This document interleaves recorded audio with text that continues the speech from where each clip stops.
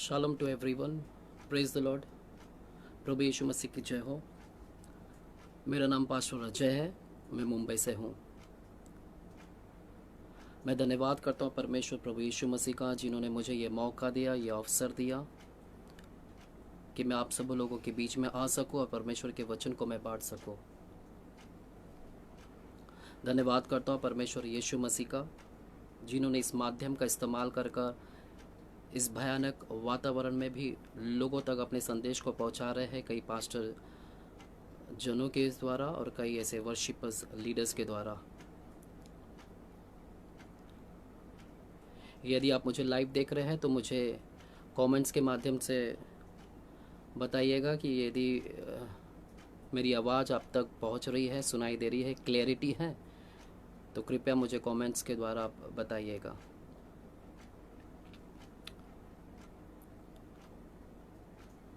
क्या आपको मेरी आवाज़ सुनाई दे रही है?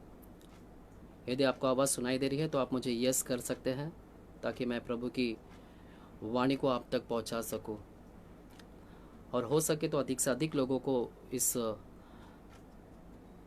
वीडियो को शेयर करें।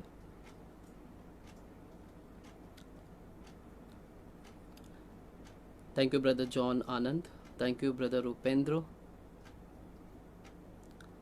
तो आइए हम इस वक्त प्रभु की आराधना में जाएं और प्रभु के वचनों को हम शुरुआत करें इस समय। जैसे मैंने आप लोगों को बताया कि मेरा नाम अजय विश्वकर्मा है और मैं मुंबई से हूं। मैं प्रार्थना को शुरू करने से पहले मैं परमेश्वर की आराधना करना चाहूँगा आपके बीच में। ये गीत मेरे हृदय के बहुत ही करीब गीत है, और प्रभु जब कभी भी इस गीत को गाता हूँ तो प्रभु मेरे हृदय से बात करते हैं। तो मैं आप तक इस गीत को मैं बांटना चाहूँगा, इस समय सुनाना चाहूँगा। धन्यवाद परमेश्वर। तुझको छोड़ मैं जाऊँ कहाँ, तुझको छोड़ मैं जाऊँ कहाँ, तुझको छोड़ मैं जाऊँ कहाँ, तुझको छोड़ मैं जाऊँ कहाँ। तेरे पास है शब्द जीवन के, तेरे पास है शब्द जीवन के, कोई नहीं तेरे जैसा, कोई नहीं तुझ सा यहाँ। तू ही है, तू ही है। जब सुनता हूँ मैं तेरी आवाज़, भर जाता हूँ शांति से। जब देखता हूँ मैं तेरी आँखों में, जिंदगी मिलती है मुझे। जब सुनता हूँ मैं तेरी आवाज़, भर जाता हूँ शांति से। जब देखता हूँ मैं तेरी आँखों में, जिंदगी मिलती है मुझे। ओ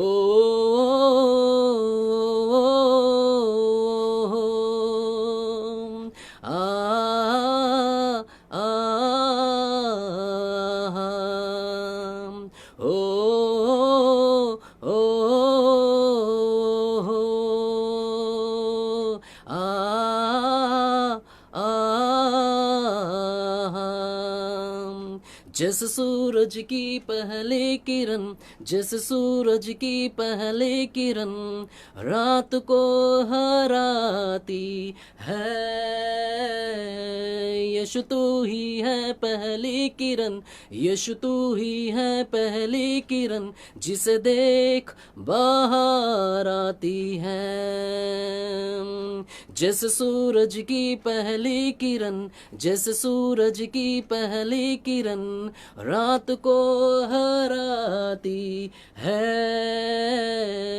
यीशु तू ही है पहली किरण, यीशु तू ही है पहली किरण, जिसे देख बाहर आती है। ओ ओ आ आ ओ ओ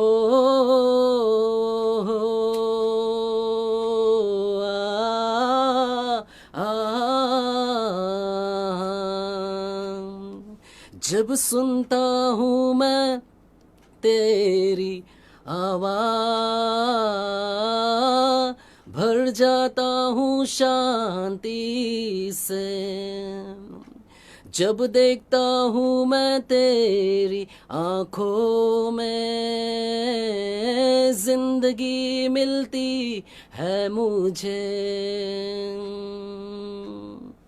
प्रभु हम धन्यवाद करते हैं कि तेरी आवाज़ सुनते ही प्रभु जी हमारे अंदर वो शांति आती है। प्रभु आज हो सके तो इस 1 घंटे में प्रभु जी आप हमसे बातें करें। प्रभु जी आपकी शांति हमारे हृदय में वास करे। प्रभु आप अपने वचन में कहते हैं किसी भी बात की चिंता ना करें, परंतु हर एक बात में अपने निवेदन को विनती, प्रार्थना और धन्यवाद के साथ परमेश्वर के सम्मुख उपस्थित करें। तब परमेश्वर की शांति तुम्हारे हृदय में और मनुष्य में तुम्हारे वास करेगी। प्रभु हम धन्यवाद करते हैं, इस समय तेरी शांति हमारे हृदय में आने दे। इस समय तेरी शांति हमारे मनों में हम मांगते हैं। और जितने हैं दर्शक देख रहे हैं, जितने व्यूअर्स देख रहे हैं, Lord I command let your peace be go into the hearts of father God, let them receive your peace of father God. आपकी शांति उन तक पहुंचे। प्रभु जी धन्यवाद करते हैं, सारा आदर गौरव महिमा स्तुति आपको देते हैं। प्रभु कुलेश्वर की किताब 3 अध्याय और 17वां वचन कहता है, वचन या काम जो कुछ भी तुम करे सब प्रभु यीशु मसीह के नाम से करना, ताकि उसके द्वारा परमेश्वर पिता के नाम का धन्यवाद हो। प्रभु मैं धन्यवाद करता हूँ आपकी कुलिस्सियां 3 अध्याय 17 वचन के अनुसार परमेश्वर आप जो भी हम यहाँ पर कार्य करने जा रहे हैं तेरे प्रभु यीशु मसीह के नाम से हम करते हैं, ताकि इसके द्वारा पिता को धन्यवाद मिले।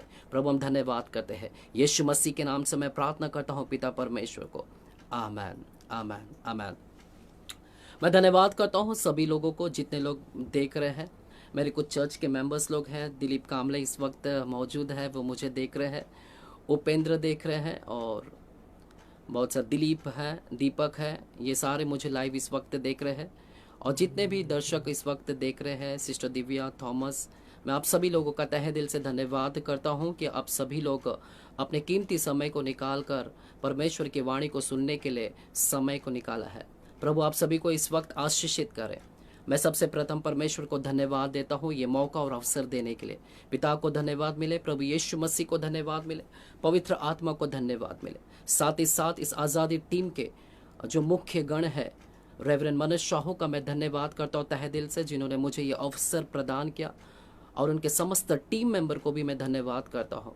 और मेरे सह मित्र ब्रदर जॉन आनंद के लिए भी मैं धन्यवाद करता हूँ, जिनके हृदय में प्रभु ने बातें डाला और मुझे इस मंच का अवसर दिया ताकि मैं आपके बीच में आकर अपने प्रचार को कर सकूं। तो मैं सभी लोगों का तहे दिल से धन्यवाद करता हूं। धन्यवाद करते हैं यीशु के नाम में। पैरों में धन्यवाद करता हूं। इस समय मैं अपने वचन को सुनाना चाहता हूं आपके बीच में। प्रभु ने जो मेरे हृदय में डाला है, और जैसा ही निकट अब पाम संडे होकर गया और ये पूरे हफ्ते लोग क्रूस के विषय में संदेश को बांट रहे हैं, आज मैं क्रूस को ही लेकर आपके बीच में संदेश को लेकर आया हूं। प्रभु काफ़ी दिनों से मेरे हृदय से बात कर रहे हैं और इस वचन को मैं आपके हृदय में बांटना चाहता हूं। यदि हो सके आपने आप इस वक्त बाइबल लिया है, यदि आपने अपने पवित्र शास्त्रों को लिया है, तो मैं चाहता हूं कि इस वक्त अपने पवित्र शास्त्र को खोलिएगा मेरे साथ में। यदि आप नोट लिखना चाहते हैं तो नोट लिख सकते हैं, जो भी हम यहाँ पर वचन बांटते हैं, ताकि आप उसको अध्ययन कर सके और मनन कर सके।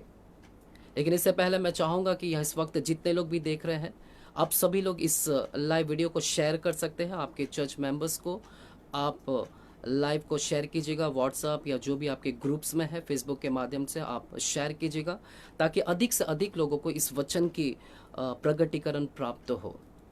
तो आइए इस वक्त हम बाइबल में जाएं, पवित्र शास्त्रों को खोलेंगे इस वक्त। इस वक्त पवित्र शास्त्र की किताब गिनती की किताब को हम खोलेंगे। इस गिनती की किताब 22वां अध्याय की ओर हम गौर करेंगे।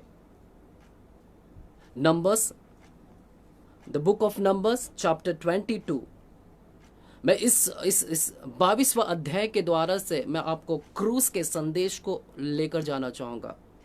कई लोग सोचते होंगे कि 22वां अध्याय में ऐसा क्या लिखा गया है गिनती के 22वां अध्याय में कि इसमें से हमें क्रूस का संदेश भी मिल सकता है। हाँ प्यारों, मैं आपसे कहना चाहूँगा कि गिनती 22वां अध्याय भी हमें क्रूस के संदेश, इतना ही नहीं 22वां संदेश अध्याय नहीं, संपूर्ण पवित्र शास्त्र हर एक किताब हमें क्रूस का संदेश को बातें करती है, क्रूस के विषय में हमको बताती है। ये हमें प्रगटीकरण की आवश्यकता है कि हमें उसमें से ढूंढ निकालना है। जो व्यक्ति गोताखोर लगाता है, समुद्र के अंदर गोताखोर लगाता है, वही व्यक्ति उस हीरे और जवाहरत को ही पाता है, वो कोहिनूर को प्राप्त करता है। तो बाइबल भी वैसा ही समुद्र है, सागर से भी गहरा है। हम जितना इसके अंदर अध्ययन करेंगे उतना ही हमें परमेश्वर का प्रगटीकरण प्राप्त होगा, मिलेगा। तो इस वक्त मैं आपको गौर करना चाहूँगा, गिनती की किताब 22वां अध्याय में हम गौर करेंगे। मैं आप लोगों के लिए पढ़ना चाहूँगा इस वक्त। देखिएगा, बाइबल आप सभी लोग ने इस वचन को पढ़ा है और ये स्टोरी बहुत ही फेमस है, सभी लोग काफ़ी लोग जानते हैं इसके विषय में। ये जो संदेश है 22वां अध्याय हमको राजा बालक और भविष्यवक्ता बिलाम के विषय में बताती है। मैं 22वां अध्याय के पहले वचन से आपको मैं गौर करना चाहूँगा। आप वहाँ पर देख सकते हैं यदि अपने पवित्र शास्त्र को खोला है तो। देखिएगा, इस प्रकार से 22वां अध्याय पहला वचन कहता है कि तब इस्राएलियों ने कूच करके यहरियों के पास यरदन नदी के इस पार मोआब के अराबा में डेरे खड़े किए। बाइबल कहते कि इजरायली लोग ने कूच किया और वे यहरियों के पास यरदन नदी के पार मोआब देश में आए। मोआब के अराबा देश में उन्होंने जाकर डेरे खड़े किए। और आगे इस प्रकार से स्टोरी कहता है, यदि आप घर पर जाके से पढ़े तो बाइबल इस प्रकार से कहती है कि जब इजरायली लोग मोआब में आकर बस गए, डेरा डाला उन्होंने अपना, तो मोआब देश का एक राजा था जिसका नाम राजा बालाक था। और बाइबल कहते हैं कि ये इजरायली लोग मोआब में आकर बस गए अराबा में, और इनकी संख्या बहुत ही अधिक थी। बहुत ही अधिक संख्या में ये इजरायली लोग थे और वे अत्यंत बलवंत थे। बाइबल इस प्रकार से कहती है कि जब वे मोआब देश में आ गए तो वहाँ के राजा बालक भयभीत हो गए, व्याकुल हो गए, चिंतित हो गए। सिर्फ राजा बालक ही व्याकुल नहीं हुए, बल्कि मोआब में रहने वाले सारे जन भयभीत हो गए, घबराहट में हो गए। जैसे आज पूरा विश्व, पूरा देश इस भय के वातावरण से पीड़ित है, भय के आतंक से जूझ रहा है। हर एक लोग घबराए हैं, चिंतित है। उसी प्रकार मोआब के लोग घबरा गए थे इजरायली लोगों के द्वारा, क्योंकि इजरायली लोगों ने एमोरियों में बड़े बड़े कार्य किए थे और जिसके विषय में ये मोआब लोग जानते थे। हालांकि उनके राजा भी जानते थे कि इजरायली लोगों ने एमोरियों में कैसे काम किए, बड़े बड़े काम किए।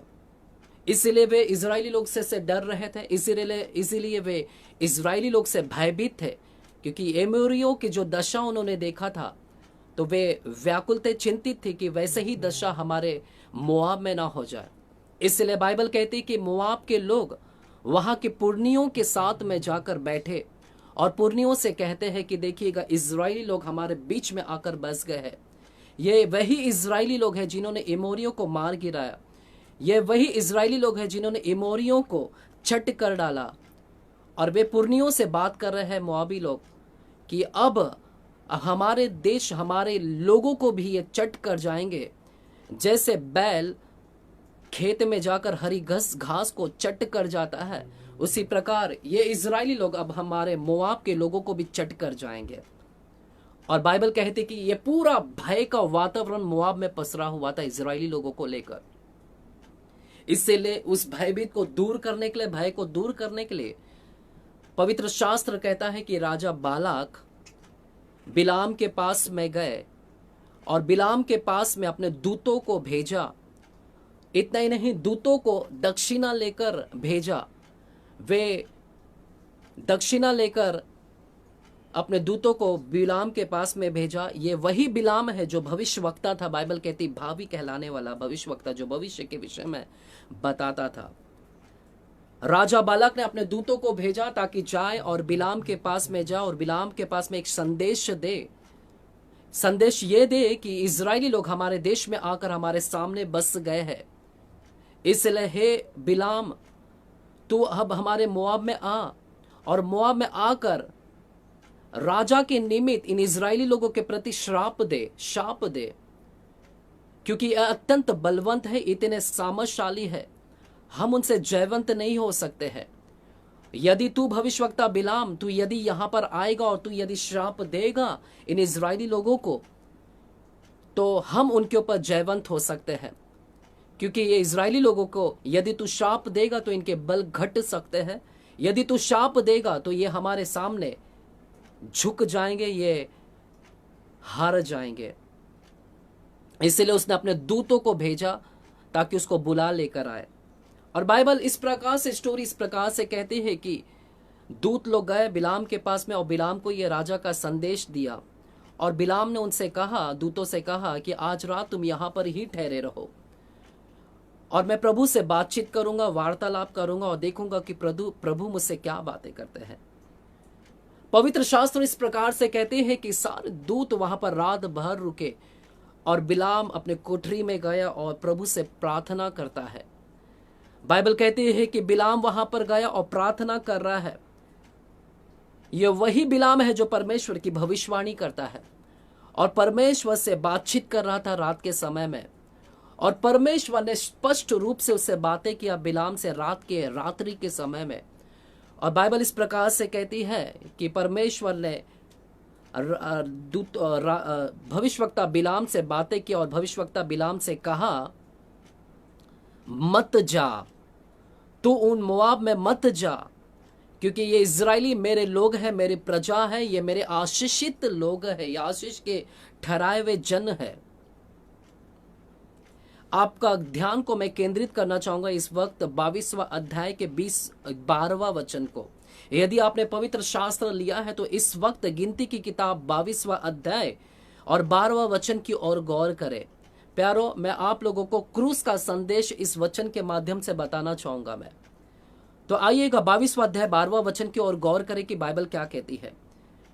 परमेश्वर ने बिलाम से कहा, तू इनके संग मत जा, उन लोगों को शाप मत दे, क्योंकि वे आशीष के भागी हो चुके हैं।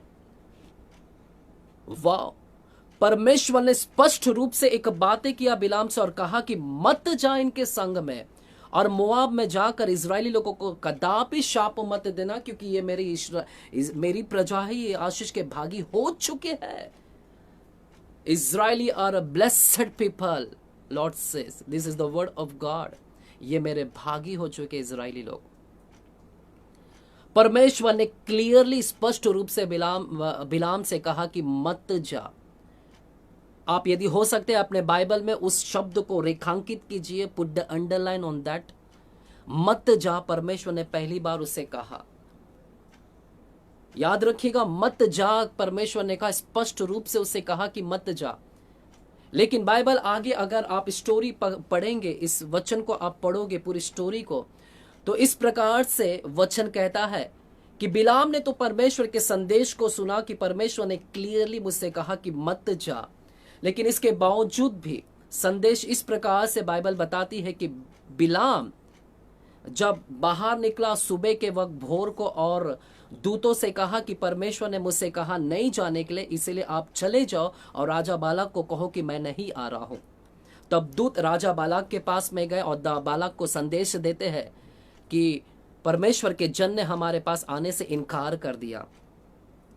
लेकिन कदापि इस प्रकार से लिखा नहीं गया है कि राजा बालाक क्रोधित हो गया, परंतु राजा बालाक ने एक और निर्णय लिया और बाइबल इस प्रकार से बताती है कि राजा बालाक ने अपने अधिक दूतों को और भी भेजा बिलाम के पास में, भविष्यवक्ता बिलाम के पास में। पहले बार तो उसने थोड़ी सी दक्षिणा लेकर भेजा, लेकिन इस वक्त कई लोगों को उसने भेजा। 15वां वचन कहता है, इस पर उस बालक ने फिर और हाकिम को भेजे जो पहले से प्रतिष्ठित और गिनती में भी अधिक थे। ये बहुत ही प्रतिष्ठित थे और गिनती में अधिक थे। ये अधिक और भी लोगों को राजा बालाक ने भेजा बिलाम के पास में। और जब ये दूत बिलाम के पास में आए, और ये खाली हाथ नहीं है दोबारा, बाइबल इस प्रकार से कहती है कि ये सोने और चांदी को भरमात्रा को लेकर आए और पैसों को लेकर आए, और बिलाम के पास में दोबारा आकर बिलाम से कहते हैं कि हे बिलाम, राजा बालक ने हमसे कहा है कि तू हमारे साथ में, तुझे चलना ही होगा। यदि तू आएगा तो 17वां वचन की ओर गौर दीजिएगा, 17वां वचन की ओर ध्यान केंद्रित कीजिएगा। देखिएगा क्या कहता है वहां पर बाइबल।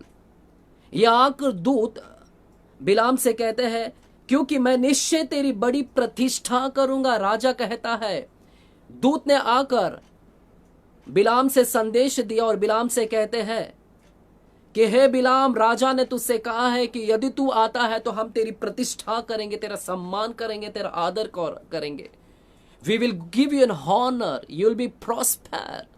आपको हॉनर मिलेगा, आपको आदर मिलेगा, आपको सम्मान मिलेगा, आपकी प्रतिष्ठा होगी। और बिलाम ने इस शब्द को सुना कि मेरी वाहवाही होगी, मेरी बड़ी आदर होगी, मेरी बड़ी सम्मान होगा, मेरा बड़ा प्रतिष्ठा होगा, मुझे सोने चांदी से भरमात्रा में भर देंगे। बिलाम ने जब इस शब्द को सुना इन दूतों के द्वारा, पहले तो इसने इनकार कर दिया, लेकिन पता नहीं उसके मन में क्या अचानक बातें हुए, और फिर से कहता है कि ठीक है, आज रात तुम यहां पर रुको, मैं परमेश्वर से वापस से मैं जाकर पूछता हूं कि प्रभु मुझसे और क्या बातें करते और क्या कहते हैं। कहता है बिलाम, वहां पर एक शब्द कहता है, देखिएगा 19वां वचन की ओर गौर कीजिएगा। इसलिए तुम लोग आज रात को यहीं टिके रहो, ताकि मैं जान लूं कि यहोवा मुझसे और क्या कहता है। और क्या, इसमें और क्या कहने की बात है। परमेश्वर ने स्पष्ट रूप से 12वां वचन में कह दिया था कि मत जाना, लेकिन इसमें और क्या कहने की बात है। क्या परमेश्वर ने अधूरी बात किया था? क्या बिलाम को लग रहा था कि परमेश्वर ने आधा अधूरा बात किया था? नहीं प्यारो, परमेश्वर ने कदापि अधूरा बात नहीं किया था। परमेश्वर ने पूरा स्पष्ट क्लियरली बात कर दिया था कि मत जाना, लेकिन इसके बावजूद भी ये बिलाम परमेश्वर के पास में वापस जाता है उस उद्देश्य से कि प्रभु मुझसे और कुछ बातें करेगा इस विषय को लेकर। हाँ देखिएगा, अब दूसरी बार जब गया तो परमेश्वर ने उसे बातें किया वापस से। क्या बातें किया, मैं आपके ध्यान को वहां पर केंद्रित करूंगा। यदि आपने पवित्र शास्त्र लिया है, जो अभी मेरे साथ में जुड़े हैं, कृपया गिनती की किताब 22वां अध्याय की ओर गौर करें। 22वां अध्याय की ओर गौर करें। मैं गिनती की किताब 22वां अध्याय से बात कर रहा हूं। नंबर्स चैप्टर 22 से मैं बात कर रहा हूं। 22वां अध्याय 20वां वचन की ओर गौर करें। देखिएगा परमेश्वर ने दोबारा से क्या बातें किया। परमेश्वर ने रात को बिलाम के पास आकर कहा, यदि वे पुरुष तुझे बुलाने आए हैं तो तू उठकर उनके संग जा। देखिएगा परमेश्वर यहां पर अब कहते हैं जा। 12वां वचन में कहा परमेश्वर की मत जा, लेकिन अब 20वें वचन में कहते हैं कि तू उठकर अब जा, परंतु जो बातें मैं तुझसे कहूं उसी के अनुसार करना। अब मुझे बड़ी आश्चर्यजनक की बात होती है कि परमेश्वर कैसे अपने वचन को बदल सकता है। क्या परमेश्वर बदलने वाला परमेश्वर है? बाइबल कदापि नहीं कहती, पवित्र शास्त्र कदापि नहीं कहती है कि परमेश्वर बदलता है। हालांकि बाइबल कहती है कि वो कभी ना बदलने वाला परमेश्वर है। उसके वचन में कोई बदलावट नहीं है। वो कभी हाँ कर कभी ना नहीं करता है। उसने हाँ कह दिया तो हाँ, और ना है तो ना। यह हमें बहुत ही ध्यान से सुनना होगा।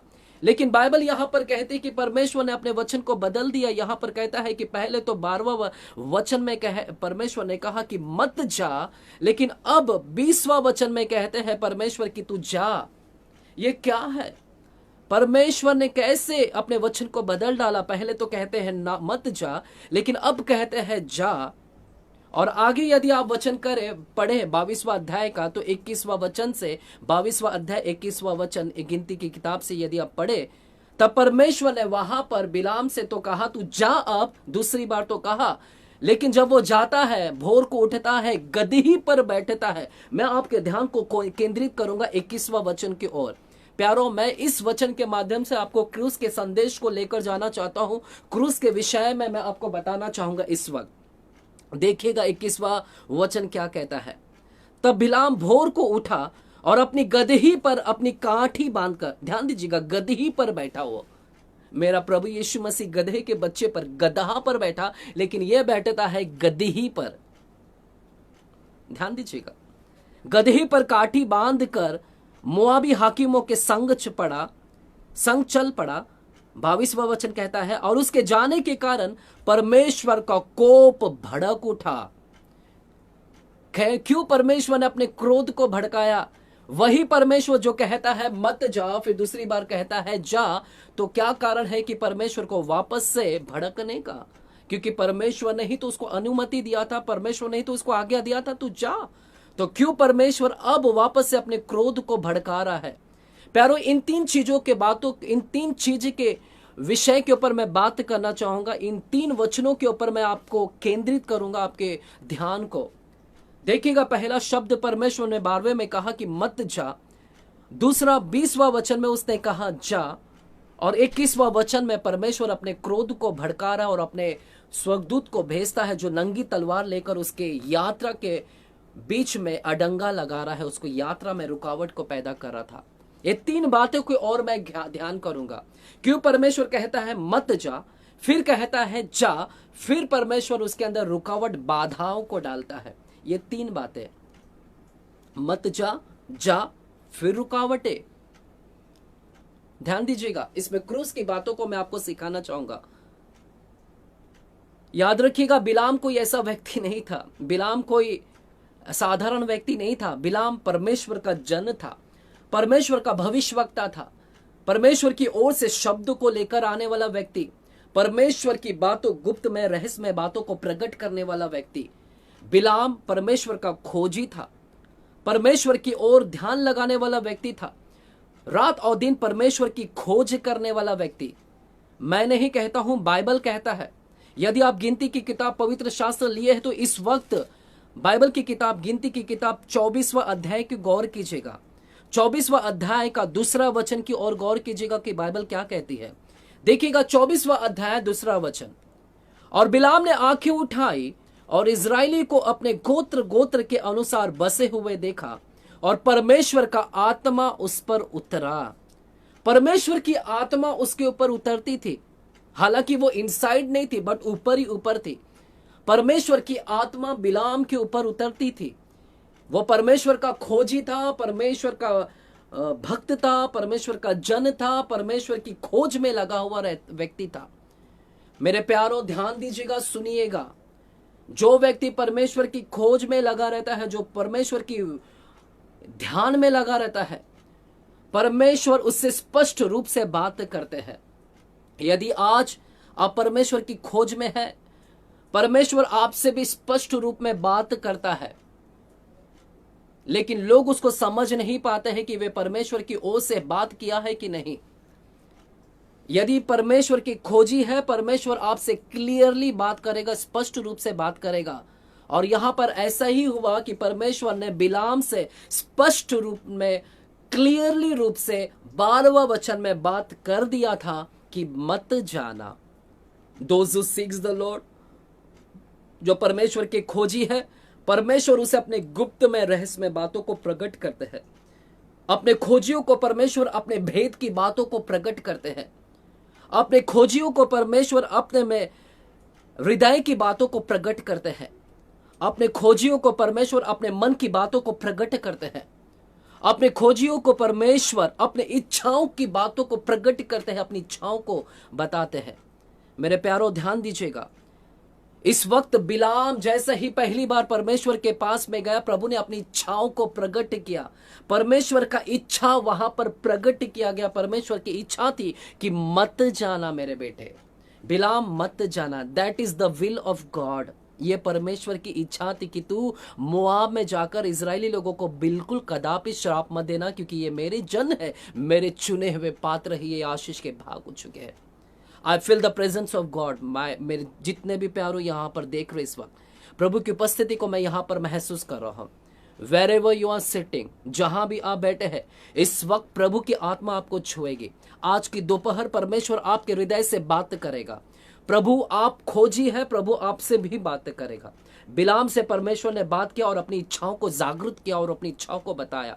बाइबल कहती कि परमेश्वर की इच्छा वहां पर प्रकट हुई, द विल ऑफ गॉड वहां पर गई। परमेश्वर की इच्छा थी कि मत जाना, लेकिन इसके बावजूद, इस संदेश को लेने के बावजूद भी बिलाम परमेश्वर की आवाज को सुना, लेकिन इसके बावजूद भी बाइबल कहते हैं कि बिलाम फिर से परमेश्वर के पास में गया। और जब वापस से परमेश्वर के पास में गया तो परमेश्वर बाहरी रूप को नहीं देखता है, परमेश्वर अंदर की बातों को देखने वाला परमेश्वर है। जब दूसरी बार जब ये गया बिलाम परमेश्वर के पास में कि प्रभु तू मुझसे और बातें कर, अब प्रभु तो स्वर्ग की ओर से देख रहे, इसके हृदय को देख रहे, और हृदय में उसने पाया परमेश्वर ने कि इसकी हृदय मेरी इच्छा करने की इच्छा नहीं है। इसको परमेश्वर की इच्छा थी मत जाना, लेकिन बिलाम जब आता है और ये परमेश्वर के पास में आता है तो ये अपनी इच्छाओं को लेकर आता है। इसके मन में इसकी इच्छा भरी है, इसकी इच्छा इसका सोना और चांदी, क्योंकि सोना और चांदी को देखकर ही इज बिन अट्रैक्टेड, वो आकर्षित हो गया, वो पैसों को देखकर आकर्षित हो गया। जब पैसों को देखते हैं लोग, सोने और चांदी को देखते हैं, कई लोग अट्रैक्ट हो जाते हैं, और पैसे और चांदी और सोना और चांदी ने उसको आकर्षित कर दिया और परमेश्वर के इच्छाओं को बदल डाला, क्योंकि पर उसकी लालसा उसको उसके अंदर आ गई, पैसों की लालसा और सोने और चांदी की लालसा उसके अंदर भर गई। और प्रभु ने देखा उसी लालसा को लेकर ये मेरे पास दोबारा आया है। प्रभु उसकी अंदर स्कैनिंग कर रहा है, उसके हृदय को देख रहा है, और हृदय को जब जांचता है, देखता है कि इसके हृदय के अंदर मेरी इच्छा बिल्कुल करने की नहीं, इसके अंदर तो पैसा भरा है, और ये पैसे पाने की लालसा को रखकर मेरे पास में आया है। इसकी इच्छा पैसा है, इसकी इच्छा मेरी नहीं है, इसकी इच्छा पैसे पाने की है। मेरे प्यारो ध्यान दीजिएगा, परमेश्वर की इच्छा थी कि वो मत जाए, लेकिन ये तो अपनी इच्छा को लेकर आता है कि प्रभु कदापि तू मुझसे कहे कि जा। यदि परमेश्वर से कहे दे जाने के लिए तो ये सोने और चांदी, क्योंकि इसकी इच्छा थी सोना और चांदी को प्राप्त करना, प्रतिष्ठा, मान और सम्मान और आदर को ये प्राप्त करना चाहता था। इसलिए मेरे प्यारों में आपके ध्यान को केंद्रित करूंगा।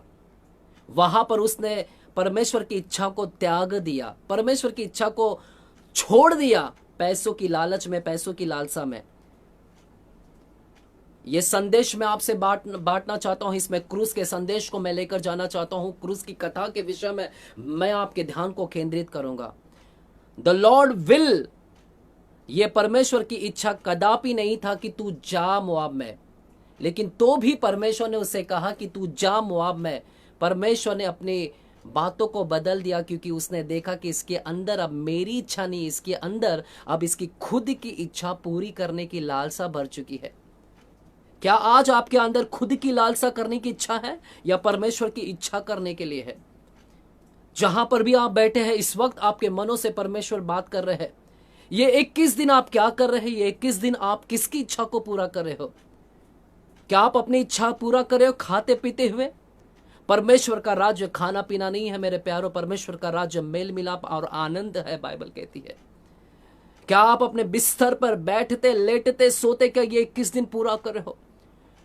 परमेश्वर की इच्छा है कि अपने कोठरी में जाए, मत्ती की किताब 6वें अध्याय के अनुसार कि अपने कोठरी में जा, कोठरी को बंद कर और प्रार्थना करो, गुप्त में प्रार्थना कर। क्या 21 दिन आप प्रार्थना कर रहे हैं? क्या 21 दिन आप परमेश्वर की संगति कर रहे हैं? परमेश्वर की इच्छा ये है मेरे प्यारों, 21 दिन में आप प्रार्थना करें, अपने कमरे में बंद होकर लॉकडाउन करें। ध्यान दीजिएगा, यहां पर भविष्यवक्ता बिलाम को अपनी इच्छा ज्यादा महत्व पड़ी और परमेश्वर की इच्छा को उसने छोड़ दिया। इसलिए बाइबल इस प्रकार से कहती है, इस बातों को मुझे ध्यान आता है इजरायली लोगों के समय का भी। यदि आप पवित्र शास्त्र लिया है, पवित्र शास्त्र के 11वां अध्याय, गिनती की किताब 11वां अध्याय को मैं खोलना आपको कहूंगा कि खोलिएगा। गिनती की किताब, उसी गिनती की किताब के 11वां अध्याय में आइएगा। यदि आपने बाइबल लिया है 11वां अध्याय में देखिएगा, यहां पर भी ऐसा ही हुआ। बाइबल इस प्रकार से कहती है कि इजरायली लोगों ने भी परमेश्वर की इच्छा को कदापि करना नहीं चाहा। परमेश्वर की इच्छा को इन्होंने भी त्याग दिया। जिस प्रकार राजा बिलाम ने अपनी इच्छा को ज्यादा महत्व दिया और परमेश्वर की इच्छा को त्याग दिया, उसी प्रकार ये इजरायली भी अपनी इच्छा को पूरी करने की लालसा रख रही थी। ये इजरायली लोगों की लालसा क्या थी, आपके ध्यान को मैं केंद्रित करना चाहूंगा। ये इजरायली लोगों की लालसा क्या थी, गिनती की 11वां अध्याय में आपको ध्यान को केंद्रित कराऊंगा। आप सभी लोग बखूबी से जानते हैं, बेहतर जानते हैं, बाइबल का अध्ययन आपने भी किया है। बाइबल इस प्रकार से कहती है कि 40 साल ये रेगिस्तान में, ये जंगल में ये भटकते रहे ये इजरायली लोग। और जब जंगल में भटक रहे थे तो इनको खाने के लिए कुछ नहीं मिला, और खाने के लिए जब नहीं मिला तो ये मूसा और हारून के प्रति बुड़बुड़ाने लगे, कुड़कुड़ाने लगे और कहते हैं कि हम बेहतर था कि हम मिस्र देश में थे, क्योंकि मिस्र देश में हमें मांस की हांडियां के पास में हम बैठे हुए हम मांस को खाया करते थे, हमें वहां पर भरपूर मात्रा में मांस मिलती थी। We were getting a meat, we were getting a mutton, हमको मीट, हमको स्वादिष्ट भोजन खाने के लिए मिलता था। लेकिन हे मूसा और हे हारून, आप लोगों ने तो हमें जंगल में लेकर आए और जंगल में हमें तो कुछ खाने के लिए नहीं मिल रहा है, और यहां पर हम भूखे हैं, प्यासे हैं। देखिएगा मेरे प्यारो, ध्यान केंद्रित कीजिएगा। सेम राजा बिलाम के समान ये भी वैसे ही निकले। तब परमेश्वर ने मूसा और हारून की और इजरायली लोगों की पुकार को सुना, और परमेश्वर ने मूसा और हारून से कहा कि हे मूसा, मैं इनके लिए स्वर आकाश से मन्ना को मैं बरसाऊंगा, ये मन्ना इनके लिए बरसाऊंगा। और बाइबल कहती कि सांझ और सवेरे परमेश्वर उनके लिए मन्ना को बरसाता था, और मन्ना वे 40 साल तक मन्ना खाते रहे थे। मन्ना हर दिन मन्ना आकाश से गिरता और परमेश्वर उनको खिलाता था। लेकिन इजरायली लोग उब चुके थे, ये 40 साल लगातार मन्ना, डेली मन्ना, डेली मन्ना, डेली मन्ना खा खा के ये उब चुके थे, थक चुके थे। बाइबल कहती थक चुके थे क्योंकि इनको मांस चाहिए था, इनको मटन ज्यादा प्रिय था। इनको परमेश्वर क्या खिला रहा है वो प्रिय नहीं था, इनको परमेश्वर क्या खिला रहा है वो प्रिय नहीं था। इनको प्रिय तो मटन था, इनके लिए तो इच्छा थी मटन खाने की, लेकिन परमेश्वर की इच्छा थी कि ये मन्ना खाए, लेकिन इनकी इच्छा थी कि हम मटन खाए। बाइबल की किताब 11वां अध्याय को ध्यान कीजिएगा। 11वां अध्याय के 5वां वचन से मैं पढ़ूंगा आपके लिए। वे कहते हमें वे मछलियां स्मरण है जो हमें मिस्र में सेंत में खाया करते थे, और वे खीरे और खरबूजे और गंदने और प्याज और लहसुन भी। परंतु अब हमारा जी घबरा गया है, अब हमारा जी घबरा गया है। यहां पर इस मन्ना को छोड़, इस मन्ना के सिवा और कुछ भी देख नहीं पड़ता, इसलिए हमारा जी घबरा गया, उब गया है, थक चुका है इस मन्ना को खा खा कर। हमें हमारी इच्छा चाहिए, हमारी इच्छा है हमारी मटन खाने की। हमें हमारी इच्छा करनी है कि हमारी इच्छा है कि हमें मटन खाए, हमें मीट चाहिए, हमें मांस चाहिए। परमेश्वर क्या खिलाता है वो उससे हम उब चुके हैं। देखिएगा मेरे प्यारो, परमेश्वर की इच्छा थी मटन नहीं खाना, परमेश्वर की इच्छा थी कि मन्ना खाइए। It was the heavenly food, वो आकाश से परमेश्वर की ओर से दिया हुआ भोजन। परमेश्वर के लिए कोई असहाय नहीं है, परमेश्वर के लिए कोई असंभव नहीं है कि उनको मटन भी खिलाए। परमेश्वर वो भी कर सकता था, लेकिन परमेश्वर ने की इच्छा थी कि वे मन्ना खाए। परमेश्वर की इच्छा थी बिलाम के लिए कि वो मत जाए, लेकिन बिलाम तो अपनी इच्छा को पूरी करना चाहता था। ये इजरायली लोग अपनी इच्छा पूरी करना चाहते थे कि हमें मटन चाहिए, और बिलाम को सोना और चांदी चाहिए था। लेकिन हस्र क्या हुआ देखिएगा, यदि परमेश्वर बिलाम को कहता है जा, तो बहुत ही खतरनाक है, हमें बहुत ही डेंजरस साइन है। यदि परमेश्वर ने पहले बार मना कर दिया है और फिर दोबारा कहता है जा। इसका यह मतलब है, हमें चेतावनी दे रहा है परमेश्वर, इट्स अ डेंजरस साइन। ये एक खतरनाक चिन्ह है हमारे लिए, एक खतरनाक बातें है। यदि परमेश्वर ने पहले मना कर दिया और फिर कहता है जा, इसका यह मतलब है कि हमारे लिए बहुत ही खतरनाक बातें होने वाली आगे, क्योंकि प्रभु ने पहले मना कर दिया है लेकिन अब कहता है जा। और क्या हुआ देखिएगा, इजरायली लोगों का हज़्र क्या हुआ। जब परमेश्वर के इच्छाओं को मन्ना खाना था लेकिन ये अपनी इच्छाओं को मान रहे थे, तब परमेश्वर ने क्या किया। भजन संहिता की किताब 106 अध्याय की ओर गौर करे, क्या कहता है। भजन संहिता की किताब 106 अध्याय की ओर गौर करे, क्या कहता है। भजन संहिता 100 साम्स चैप्टर 106 वर्स 15 106 और 15वां वचन की ओर गौर कीजिएगा, बाइबल क्या कहती है। तब परमेश्वर ने इजरायली लोगों को क्या किया। परमेश्वर ने उनको मटन तो खिलाया। मटन जैसे ही वे मुंह में डालने जा रहे थे, जैसे ही वे मुंह में डालने ही जा रहे थे, वहां पर कुछ तो हुआ। परमेश्वर ने उनको बड़ी मार मारा। देखिएगा क्या हुआ। 15वां वचन क्या कहता है, 14 वचन की ओर गौर कीजिएगा। उन्होंने जंगल में अति लालसा की, जंगल में लालसा की, मटन की, मीट की, मांस खाने की लालसा की, और निर्जल स्थान में परमेश्वर की परीक्षा की। क्या परमेश्वर कदापि हमें खिला नहीं सकता है, सिर्फ मन ने खिला सकता है। परीक्षा करे कि प्रभु तू कब खिलाएगा। परमेश्वर की इच्छा थी कि वे मन्ना खाए, लेकिन इनकी इच्छा थी मटन खाने की। तब परमेश्वर ने 15वां वचन में क्या किया देखिएगा, 106 अध्याय भजन संहिता। तब उसने उन्हें मुंह मांगा वर दिया। परमेश्वर ने वहां पर मटन को भेज दिया, मांस को भेज दिया, परंतु उनके प्राण को सुखा दिया। इजरायली लोगों के प्राण, 15वां वचन कहता है कि उनके प्राण सुखा दिया। इसका यह मतलब है कि परमेश्वर ने उनकी इच्छाओं को पूरा तो किया, लेकिन वो डेंजर साइन निकला। उन परमेश्वर की इच्छा नहीं थी कि वो मटन खाए, परमेश्वर की इच्छा थी कि वे मन्ना खाए, परमेश्वर की इच्छा थी कि वे बिलाम ना जाए। लेकिन तो भी यदि परमेश्वर कह रहा है जा, यदि परमेश्वर मटन को भेज रहा है, तो इट्स अ डेंजरस साइन, क्योंकि परमेश्वर की इच्छा नहीं थी। ये आपने अपनी इच्छा को विवश किया। बार बार यीशु मसीह के पास, परमेश्वर के पास में अपनी इच्छा को पूरी करने के उद्देश्य से आया, और इसीलिए परमेश्वर ने वहां पर उनके प्राणों को सुखा डाला।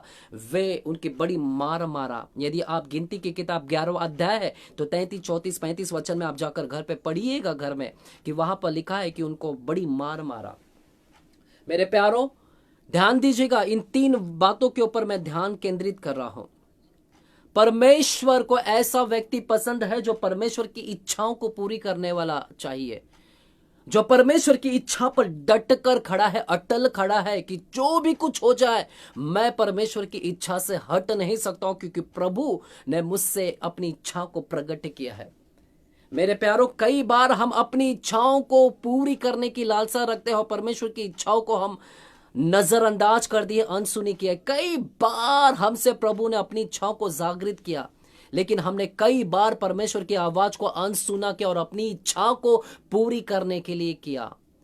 यदि आप आज कुछ कर रहे हैं, कदापि ये मत सोचिएगा कि ये परमेश्वर की इच्छा है। कुछ ऐसी भी चीज हो सकती जो परमेश्वर की बिल्कुल इच्छा नहीं आपको करने का, लेकिन परमेश्वर, आप सोच रहे हैं कि ये हो रहा है परमेश्वर की इच्छा है, लेकिन याद रखिएगा कई बार वो आप परमेश्वर की इच्छा नहीं जो आप अभी इस वक्त कर रहे हैं, ये आपने अपनी इच्छाओं को पूरी किया है, इसीलिए परमेश्वर ने जाने दिया आपको। लेकिन it's a dangerous science for you, it's a खतरनाक चिन्ह है आपके लिए। ध्यान दीजिएगा मेरे प्यारों, मैं बातें करना चाहूंगा। मुझे पता है कि इस वक्त कई लोगों के हृदय से परमेश्वर बात कर रहे हैं। The lord is touching to everyone who is watching from here father. जो भी लोग इस वक्त मुझे यहां पर देख रहे हैं, मैं जानता हूं कि इस वक्त परमेश्वर आपसे बातें कर रहे हैं। मैं जानता हूं कि इस वक्त परमेश्वर आपके हृदय से बातें कर रहे हैं। प्यारो, इन 3 बातों की ओर गौर कीजिएगा। गिनती की किताब 22वां अध्याय की ओर से मैं आपसे बातें कर रहा हूं। परमेश्वर ने कहा मत जा, फिर परमेश्वर कहता है जा, फिर परमेश्वर उसको विरोध करता है। ये 3 संदेश, ये 3 बातें हमसे कहता है कि परमेश्वर की इच्छा कदापि नहीं थी नहीं जाना, लेकिन परमेश्वर यदि कह रहा है फिर से जा, इसका यह मतलब है कि प्रभु की इच्छा नहीं है, आप अपनी इच्छा को पूरी कर रहे हो।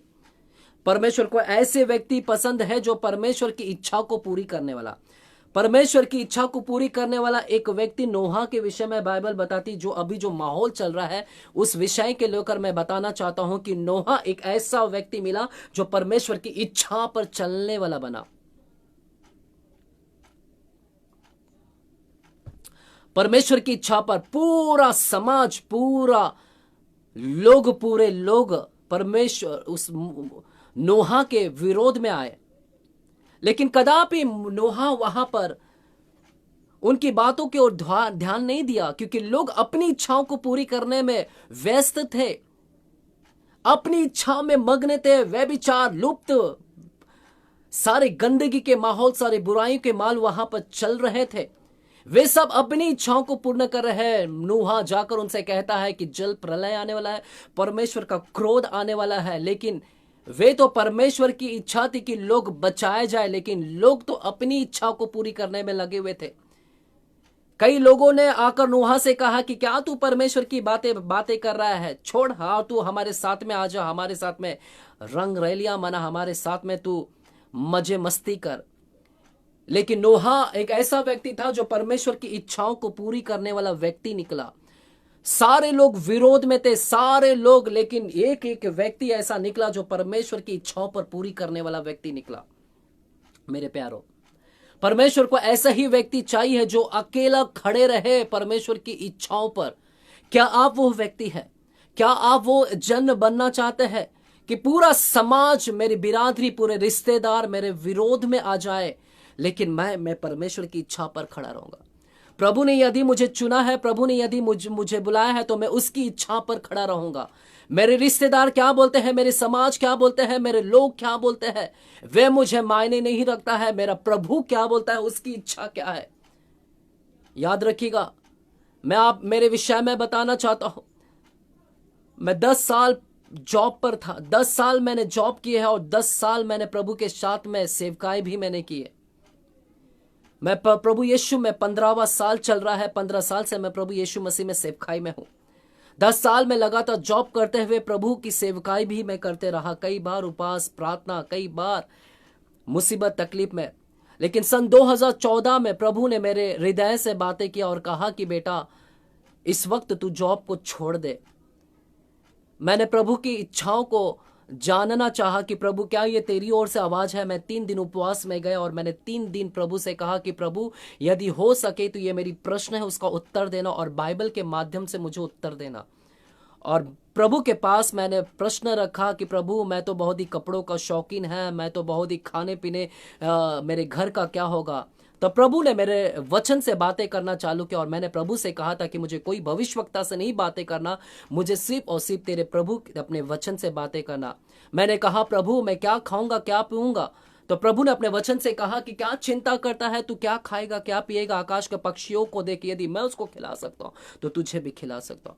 फिर प्रभु से मैंने कहा प्रभु मैं तो कपड़ों का बहुत शौकीन हूं। तो प्रभु से कहता है क्या पहनेगा, क्या कपड़े की चिंता मत कर, मैं सब कुछ करूंगा।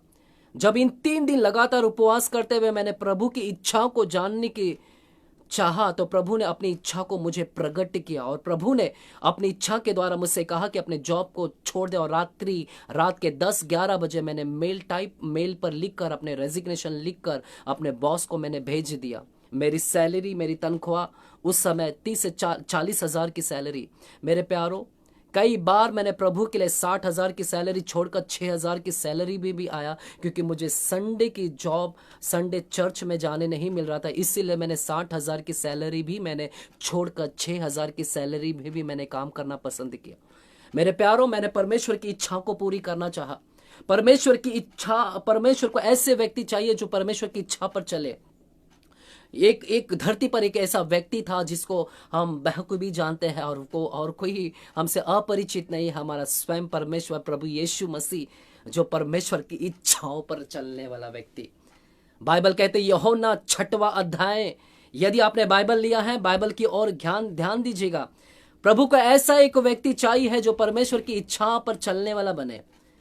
यूहन्ना की किताब 6वां अध्याय की ओर गौर कीजिएगा, बाइबल क्या कहता है। यदि आपने बाइबल लिया है इस वक्त, तो बाइबल के पन्नों को खोलिएगा, 6वां अध्याय में जाएगा और वहां पर 38वां वचन, जॉन चैप्टर 6 वर्स 38, इस वचन को और गौर कीजिएगा। प्रभु का ऐसा एक व्यक्ति चाहिए, यहोवा परमेश्वर का एक ऐसा व्यक्ति चाहिए जो परमेश्वर की इच्छाओं को करने वाला चाहिए।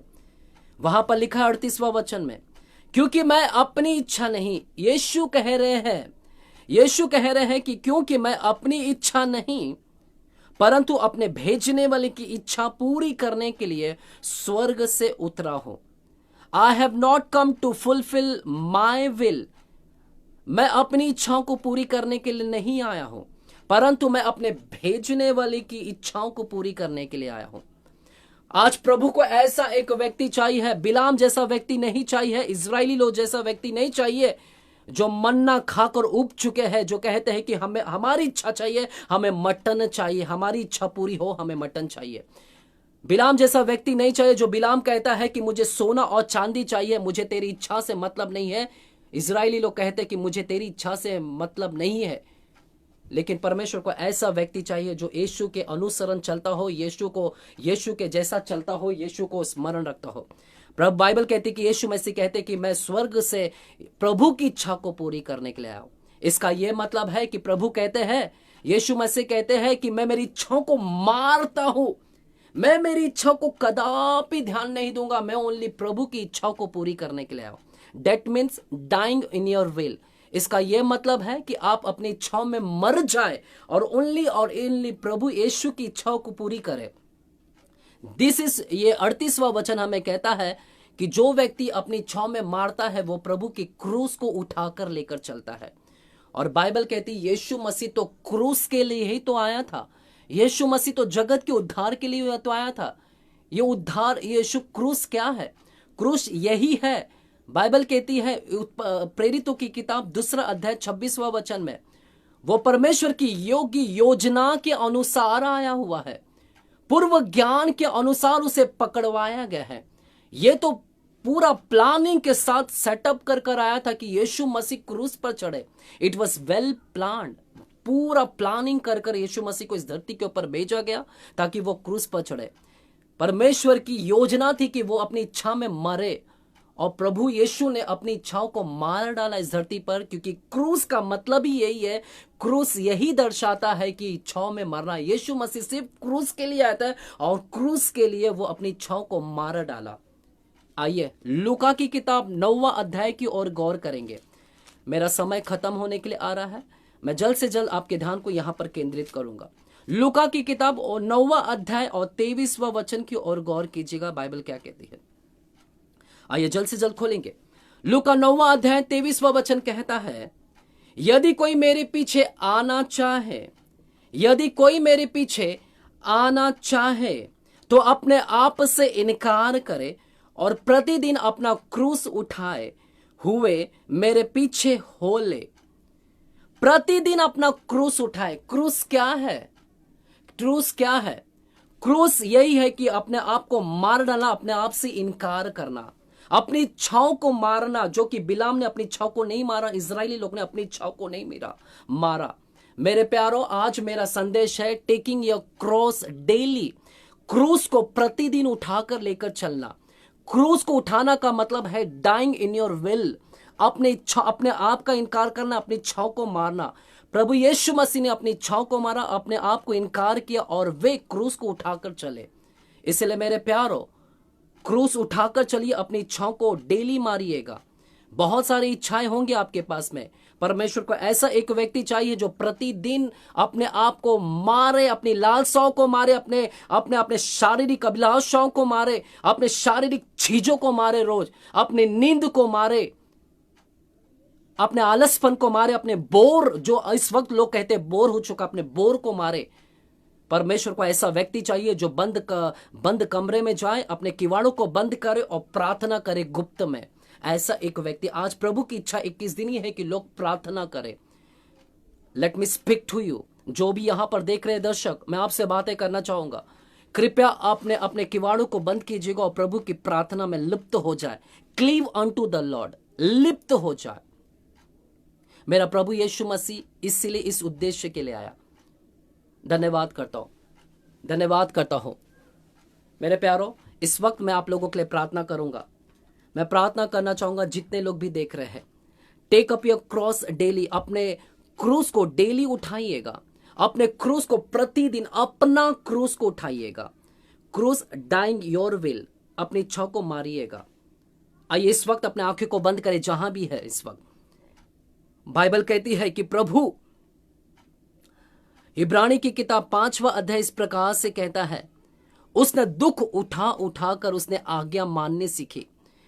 क्रूस क्या है? क्रूस बाइबल कहती है कि दुख उठाना है।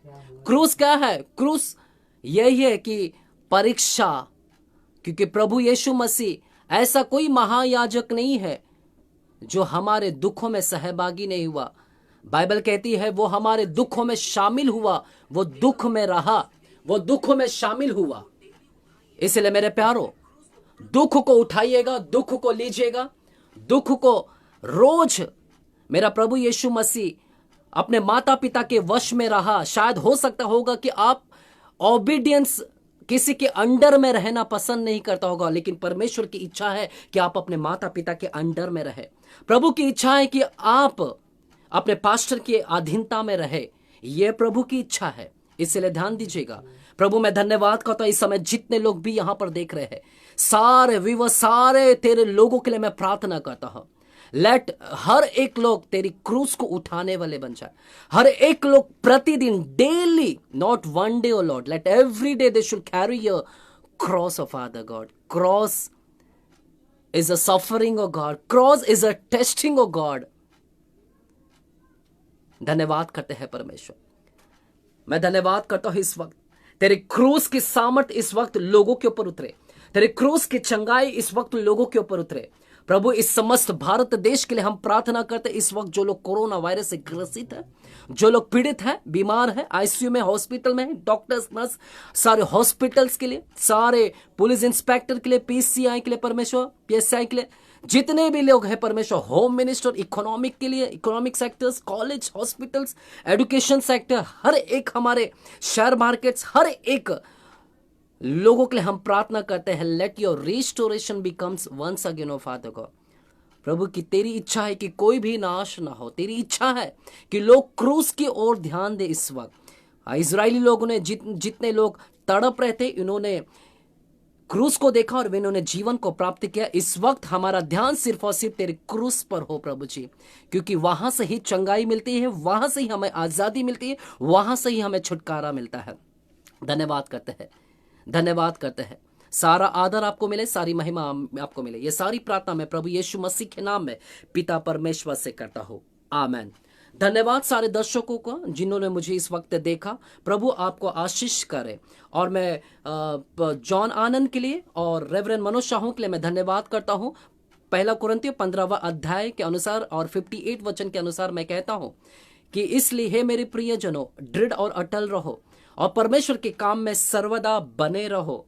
आप जो कर रहे हैं, सर्वदा काम कर रहे हैं, परमेश्वर के काम में सदा सर्वदा बने रहे, क्योंकि आप जानते हो ऐसा करने से आपका परिश्रम प्रभु में व्यर्थ नहीं है। आप जो कर रहे हैं, आपका परिश्रम व्यर्थ नहीं है, बल्कि आपको उसका परिश्रम का प्रतिफल मिल चुका है।